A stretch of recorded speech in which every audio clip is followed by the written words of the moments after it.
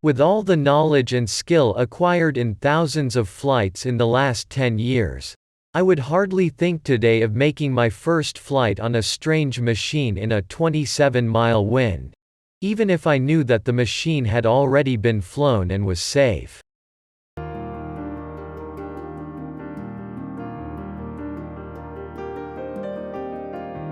The airplane stays up because it doesn't have the time to fall.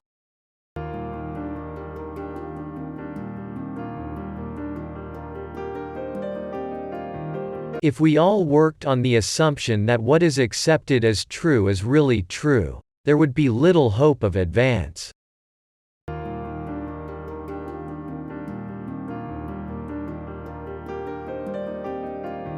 Isn't it astonishing that all these secrets have been preserved for so many years just so we could discover them?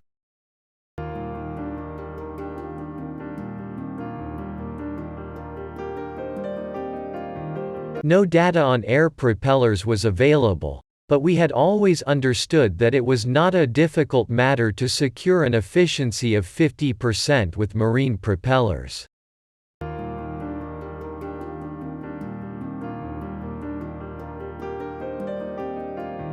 In just 6 weeks from the time the design was started, we had the motor on the block testing its power.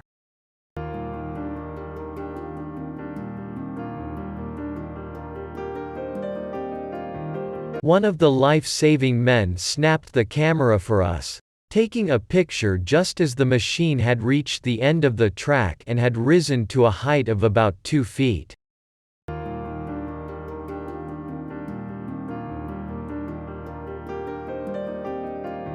We laid the track on a smooth stretch of ground about 100 feet north of the new building.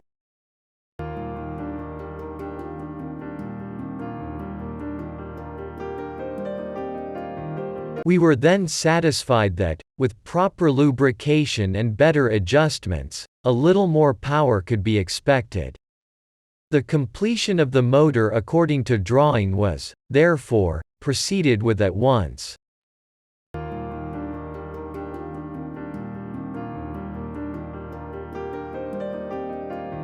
The course of the flight up and down was exceedingly erratic, partly due to the irregularity of the air, and partly to lack of experience in handling this machine.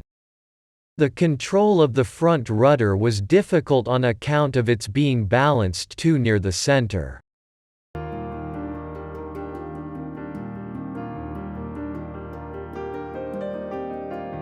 When the machine had been fastened with a wire to the track, so that it could not start until released by the operator, and the motor had been run to make sure that it was in condition, we tossed a coin to decide who should have the first trial.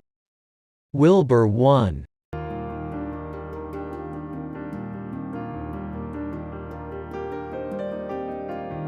In our gliding experiments we had had a number of experiences in which we had landed upon one wing, but the crushing of the wing had absorbed the shock, so that we were not uneasy about the motor in case of a landing of that kind.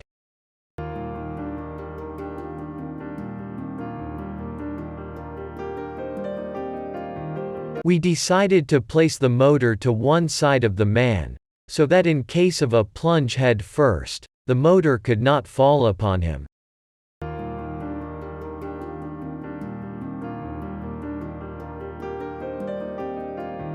If birds can glide for long periods of time, then why can't I?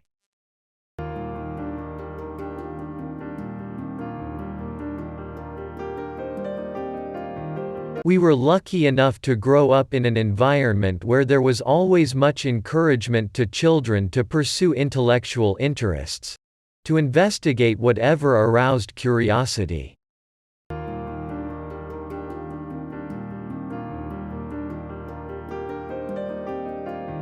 If we worked on the assumption that what is accepted as true really is true, then there would be little hope for advance.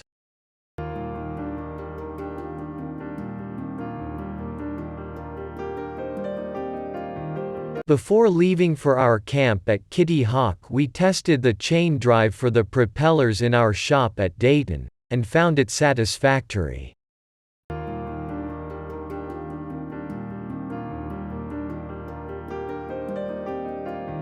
Before leaving camp in 1902, we were already at work on the general design of a new machine which we proposed to propel with a motor.